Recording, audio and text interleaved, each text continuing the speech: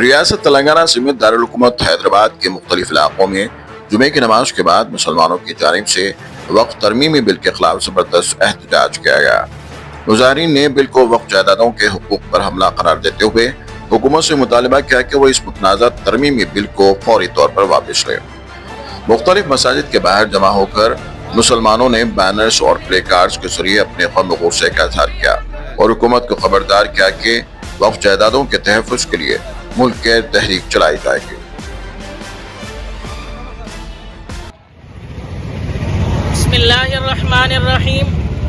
آج بعد نماز جمعہ مسجد محمدیہ کبیراج نگر کے تمام مصلیان کرام کا یہ احتجاج مسلم پرسنل لا بورڈ آل انڈیا مسلم پرسنل لا بورڈ کے حکم پر اور مسلم پرسنل لا بورڈ ضلع کھمم کی جاری کردہ ترتیب پر ہمارا یہ احتجاج اور یہ پروٹیسٹ حکومت کے لائے گئے وقف بل 2025 کے خلاف ہیں۔ ہم تمام مسلمانان ہند اس بل کو نامنظور کرتے ہیں، ہم اس بل کو پسند نہیں کرتے۔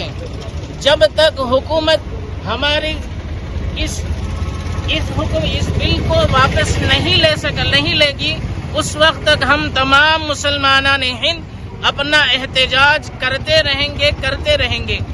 میں آخر میں مسجد محمدیہ کے تمام ذمہ داران اور مصلیان کرام کا شکر گزار ہوں کہ انہوں نے مسلم پرسنل لا بورڈ کے حکم پر یہاں جمع ہو کر اپنا احتجاج درج کروا رہے ہیں، اور آگے بھی میں امید کرتا ہوں کہ ہمارے بڑوں کے حکم پر مسلم پرسنل لا بورڈ کے حکم پر ہم تمام مسلمان ضرور اپنا احتجاج کی شکل میں ضرور شرکت کریں گے۔ جزاک اللہ خیرا و احسن۔